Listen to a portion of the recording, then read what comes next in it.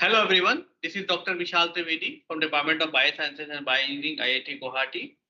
And this is our third live session for the course Molecular Biology. So if you have any questions, you can ask me. If you have any queries, even related to the exam or other kinds of queries related to this course, please uh, input your questions in the discussion forum or in the this, and I'll be happy to answer. This session is is for a limited time period, so you should take the full advantage of this particular live session, and so that you will be able to perform better in the by the end of this particular course, and you should be able to perform better in the end sem, which is coming soon.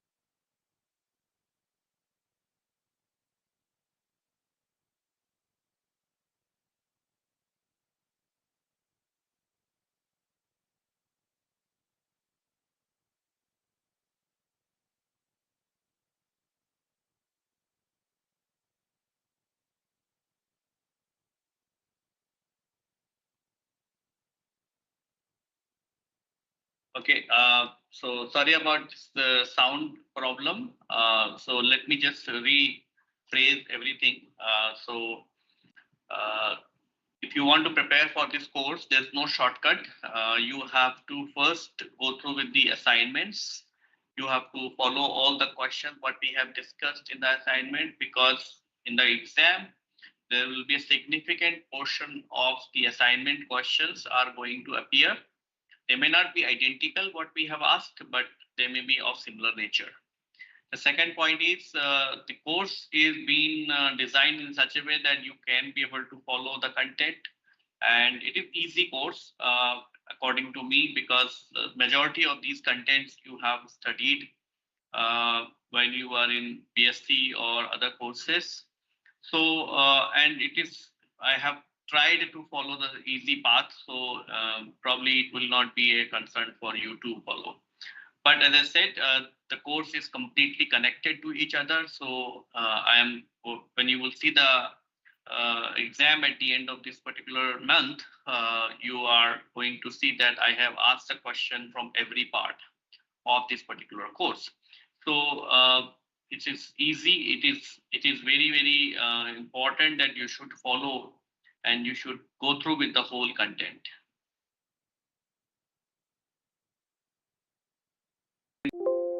Sonal, I think this discussion or this live session is about the theory or the practical aspect or any other aspect related to the particular course. This live session is not for discussing the technical issues or when you are going to get the admit card, when you are going to get the information about the centers and all that, because that these are the something which probably the instructors doesn't know any idea about these things. So better we should avoid discussing all these all these things. If you want to discuss about all these center related queries or admit card related queries or so, it's better you discuss all these uh, with the people with the NPTEL office at IIT Madras, or you can write to the NPTEL office and they will be happy to answer your queries.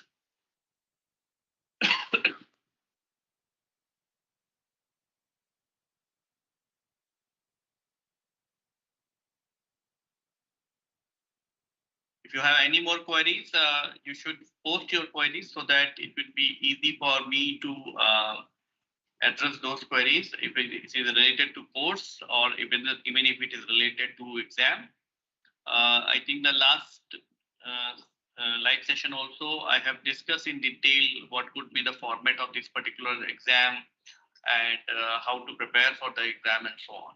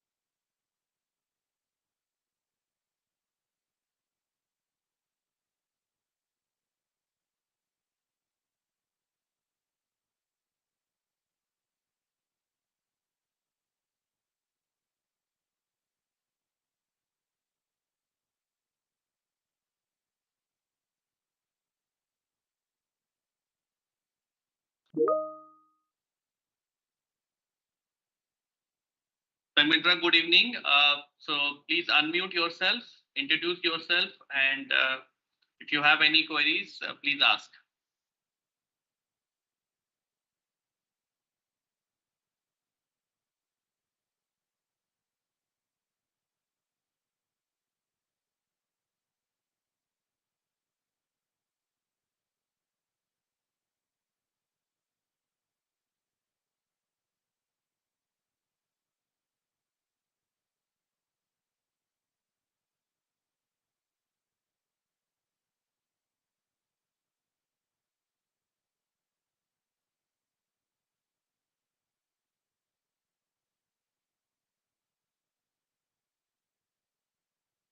So I think Linux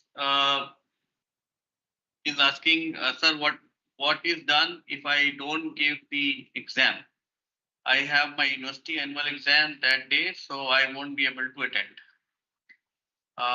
Okay, so if you want a certificate, you have to give the exam because you have to get the minimum marks in the exam and as well as in the minimum marks in the assignment as well. So if you won't be able to complete that requirement, then you will not be eligible for getting a certificate.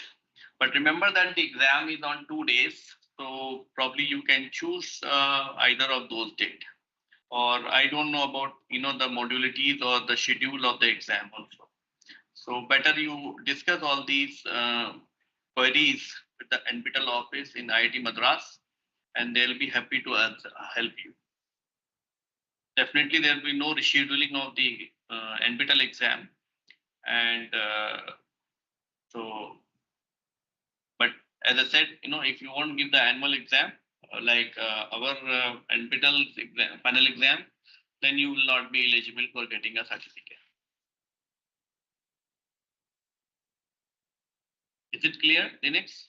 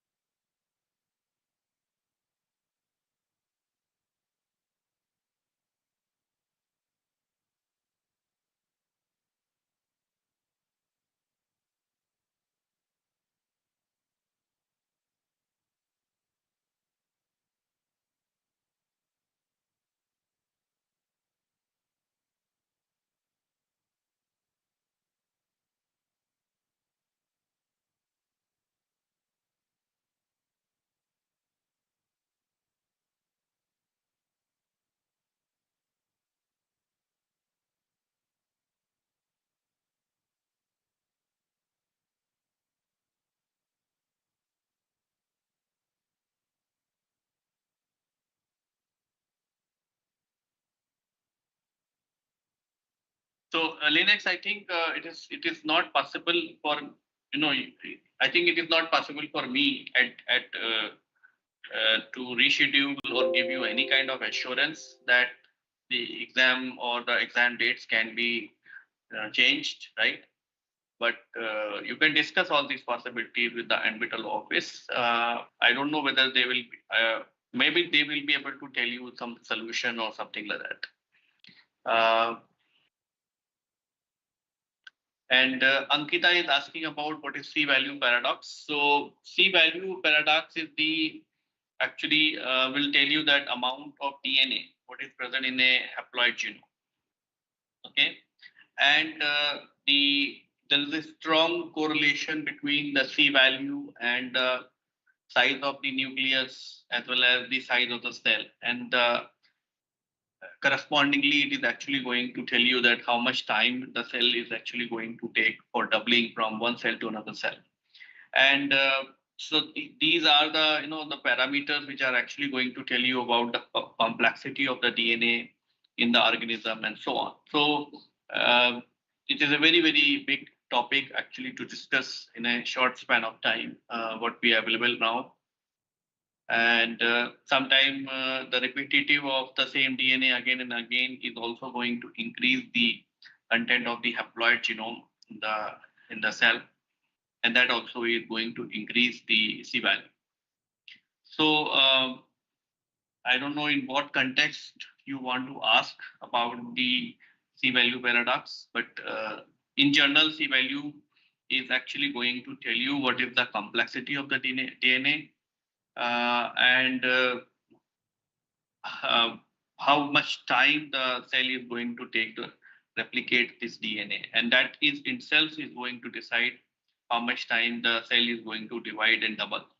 So it is actually going to, if the suppose the C value is on a higher side, then it is actually going to allow the organism to divide slowly. Actually, so you can imagine that if the C value is so high, then probably it will going to take very long period of time for the cell to divide. Okay, so this is all about the C value. Yeah, so and then media ATH, right, is asking about what is the future of molecular biology. So future of molecular biology is very bright. Majority of the things, if you want to do in biology, they all starts from the molecular biology, because molecular biology is not about what we normally understood that doing the cloning and all that. Okay, it's very much beyond that side, beyond that actually. So molecular biology is all about how the molecules are interacting with each other, how they are actually giving you any kind of final outcomes and so on. So it has a very enormous role actually. For example, if you are understood the DNA completely, you can be able to use those DNAs as a sensor actually, right? And that's how the people have developed the aptamers and other kinds of sensors.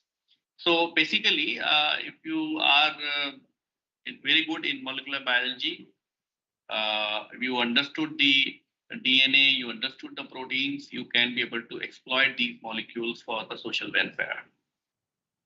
And you can imagine that if you are developing a product which is of the greater use for the society, it will actually going to have a lot of financial value as well. So indirectly, molecular biology will help you to to achieve the two objectives. One, to serve the people, and the second is it can make you rich, because you can be able to utilize, or you can be able to generate the products which are in high demand. For example, developing a COVID vaccine. So COVID vaccine was possible because there was a enormous amount of information available, and that's how you are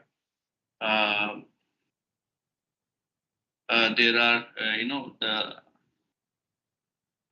so it that will actually help you to bring the to make the lot of corpus. Yeah, so I think there is another question from the Ashu, and I think I was very much thankful to her that she reminded me. So let me tell you what is the this concern, right? So there was a discussion about the smearing, right? And I exactly don't remember. We said, but I think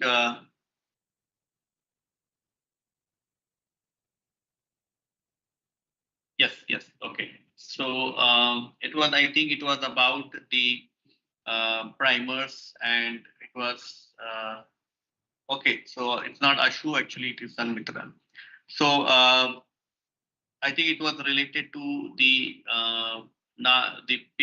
if you are actually developing the primers, and you are doing the PCR, in some cases you are not going to get your desired product, but instead you are getting the smear.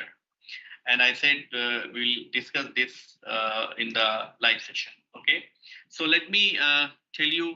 Suppose you are so wait. Sorry, let me share my screen so that it will be. I forget actually to share the screen.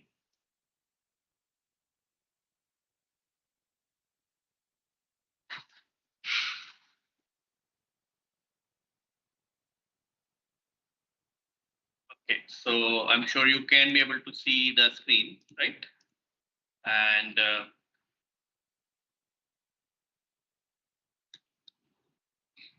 okay, so imagine that you have developed a primer, okay, and you are going to amplify this DNA. Okay, so this is the 5 prime, this is 3 prime, 3 prime, this is 5 prime. Okay, now this you have started with the primer. Okay, now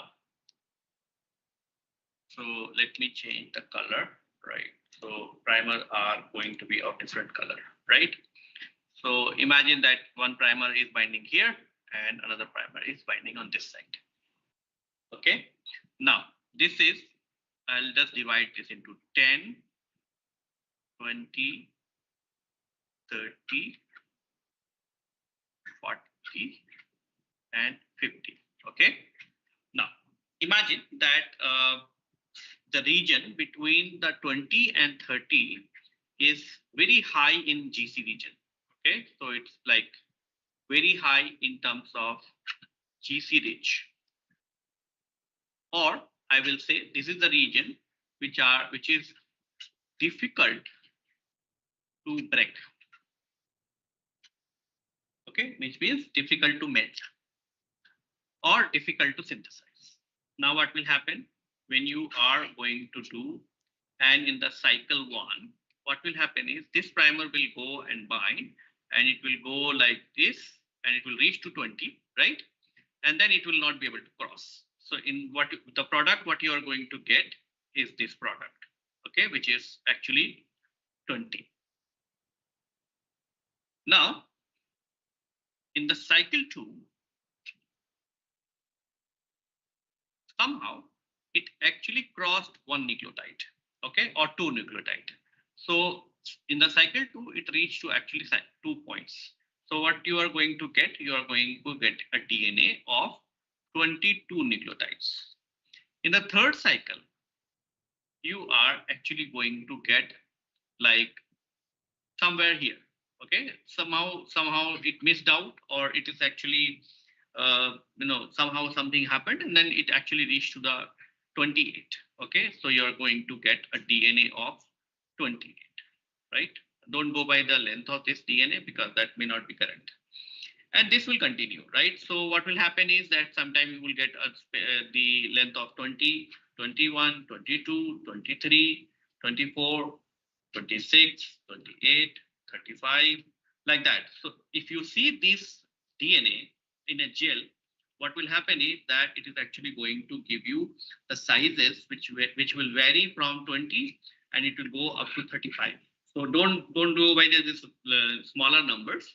It could be even starting from like 200 to 800, for example. So it can be 200, 201, 202, 203, 300, like that. So because the DNA is not stable, or the binding is not stable, sometimes the binding may not be may not be firm, right?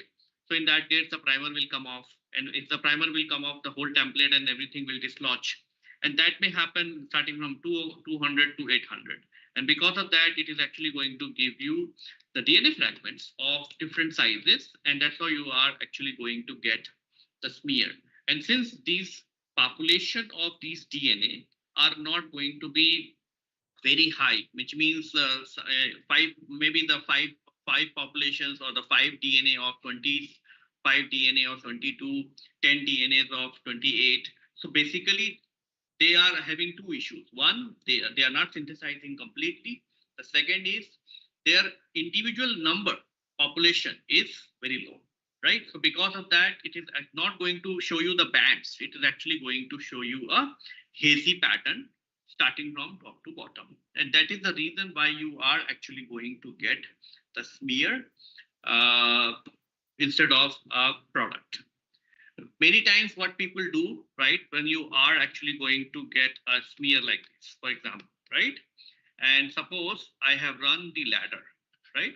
Now, if I am, suppose this is starting from 200 and this is the point at 800, right? And this is actually the region where I should have a desirable product, for example, 650, okay?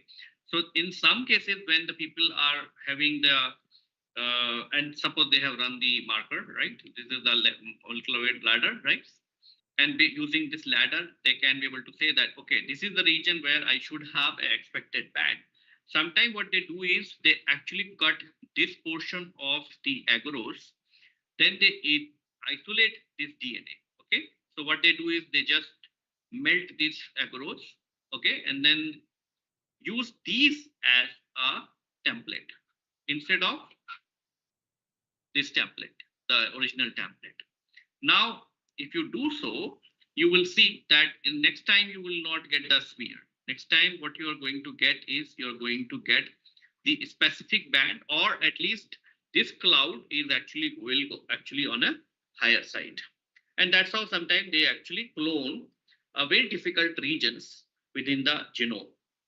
Because when you're trying with the genome, the primer is binding to a particular location and it is giving you some bands. This is one condition. This is one scenario. In the second scenario, sometimes what happen is that you have this template, right? This is the template of 800 base pair, right? So I have discussed the two scenarios. One scenario where the GC part or the difficult to break DNA regions are present. In the second scenario, the primer what you have developed is non-specific.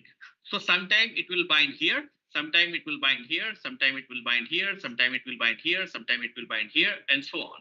So what will happen is that this is your reverse primer, right? So what will happen is that a combination is actually going to give you the DNA of different sizes. Okay, and that is the reason, the same mechanism, that suppose this primer is binding here, this primer is binding here, then probably you will get the full length, but that is not the case. Your reverse primer is binding here, but the forward primer is binding here in cycle 1. The cycle 2, it may be binding here, this one is binding here, and so on. So this kind of thing also happens, and because of this, you are actually going to have the smear instead of a product of desirable product. So is it clear, Sanmitra?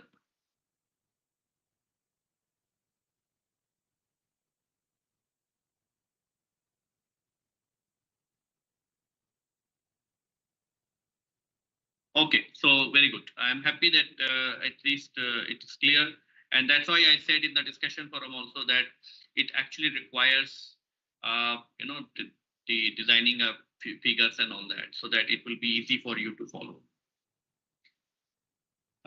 Same thing will happen even if the DNA is degraded also. Okay, because sometimes the DNA you are using a genomic DNA and you also have a DNase contamination. In that case, the DNA is also going to possible that it is going to give you.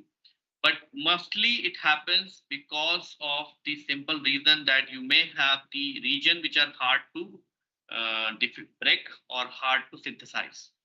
And in those cases only, or sometimes what happens is that suppose you are using a region which requires very large quantity of G and C or very large quantity of A and T, and you are not adding that much high quantity of the nucleotide as a raw material. So in that case, what will happen is that there will be a shortage of A, there will be shortage of T. So whenever it reaches to that A and T, then there will be no application.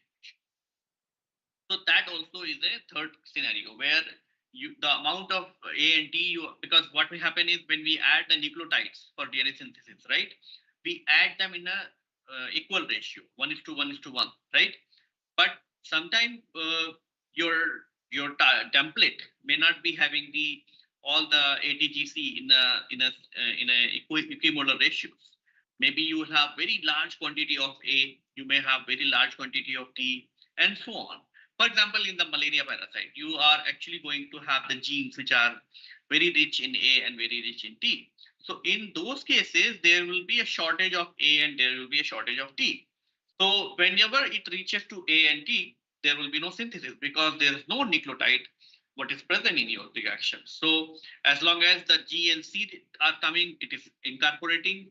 But whenever there will be A or T, it is not incorporating. And when it is not incorporating, it is going to fall, right? And that's how you're going to have the truncated product. Sometimes that also is another mechanism through which you are actually going to see a smear of the DNA.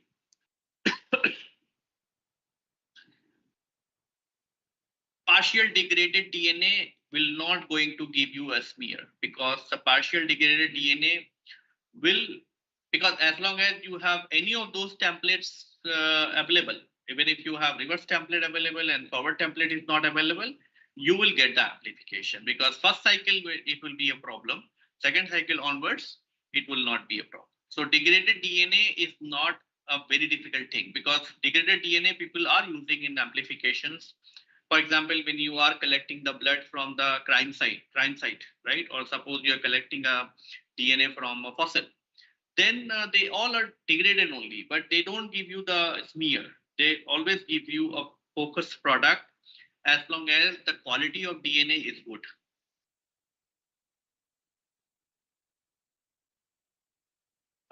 So another question is how does computer science student approach this course? See, this course is requiring a very basic knowledge of biology.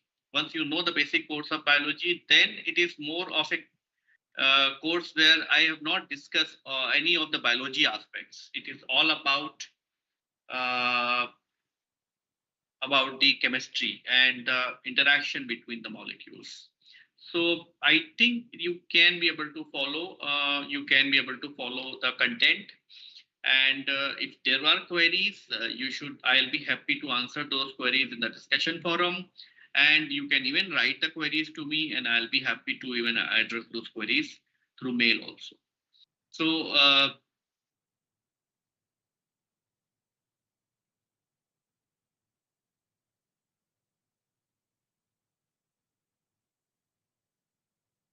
so I think better you should know little bit basic biology. Rest all, I think this course is very much easy to follow, and you can be able to excel in the course at the end of this particular thing. I am not going to ask you anything which is very biology oriented, except that when we were discussing about the cell biology part. Rest all is actually the chemistry, whether we were discussing about the interaction between the protein-protein interactions or those kind of things. Now there is another question. How many years does the synthesized primer can be used? You can actually be able to use the synthesized primer as long as there's no degradation. So if you suppose store the primers in a proper environment like -20 and TE buffers and all those kind of things, there's no DNS contamination because the primers are very susceptible for DNS contamination. I think they can be used very easily because DNA is a very stable molecule. So I think you can be able to use for years. There's no expiry for the primers.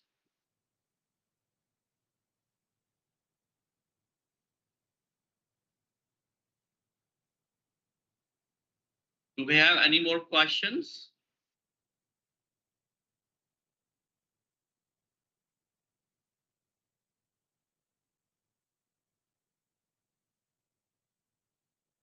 Okay, so if we don't have any more question, I'll be happy. I would like to conclude this session. So I'll wait for 1 minute for you to post the questions. And if there will be no question in another 1 minute, probably I'll conclude this session so that and our discussion forum is anyway live till we are going to have an exam. So okay, so there is a question that can we okay, so can we map CS and biology field and then there is any future scope? Definitely there is a future scope because I will tell you that whenever I teach this course in IIT Guwahati or something related to this particular type of course, I have seen, or even I think we have a similar kind of course in a minor course, and you won't be, I think, and you will see that some of these CS students are very, enthusiastic about understanding the DNA, understanding how the replication works, and so on. And sometimes I took them to my lab also for a real demo, actually. What we are showing you is a virtual demo, and the purpose of showing you a virtual demo is so that you are actually going to get the partially hands-on experience. Because biology is, every field, when you see that okay it is happening, then only you will be able to get more excited. So CS and biology is very much integrated because we are using a lot of tools what is being developed by the computational biologist, and this computational biologist field is very much open to the CS student, because what you require is not the biology field, biology knowledge. What you require is the relevance of this into the biological system. And once you understand that, I think you can be able to use your immense potential of the computers, and you can be able to solve many, many big questions. And you can be able to address many of those questions. So I hope that at the end of this particular course, you will have a better understanding about the DNA, RNA, protein, all those kind of molecules. And this is a basic course. So after this, you can actually be able to take some advanced courses if you are interested according to the diversification you want to pursue. For example, if you want to pursue in the area of genome editing, you take the courses which are related to genome editing, because I have discussed very briefly genome editing, or but there are courses, the full course is there on the genome editing, so that actually is actually going to deal or discuss in detail about the more mechanisms, more steps, and all those kind of things.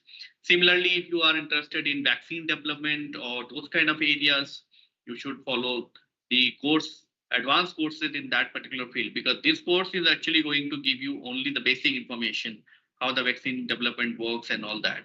Suppose you're interested in diagnostics, real-time based diagnostics or PCR based diagnostics, there are courses in the diagnostics also. Because so basically this course is a platform on which you can be able to build your career. This course itself is not going, so it, what I'm saying is, depending upon the knowledge in this course, you can be able to decide what area you like most, and then you can be able to choose the future courses, and then you can be able to gain the expertise.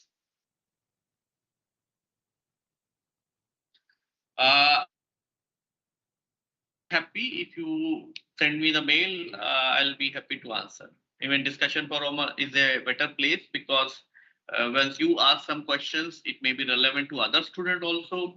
So that time probably it may be, that they also will get benefited. But if you are not interested to discuss your something, then you can send me a mail and I'll be happy to answer.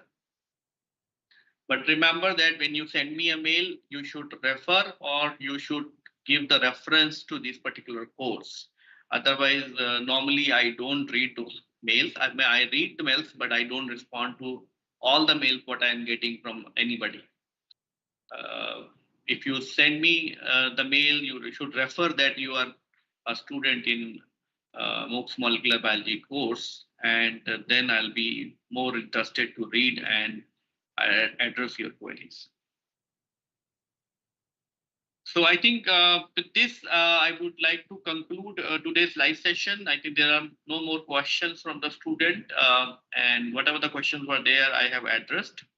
So with this, I would like to conclude today's session. If you have any more questions and if you are interested, you can actually be able to reach to me. You can post those questions in the discussion forum. You can ask me the questions even through mail also. So with this, I wish you good luck for your NSEM exam. And I hope that you are actually going to do very good and you're going to perform well. So till then, bye-bye. And if you have any queries, don't hesitate to post your queries.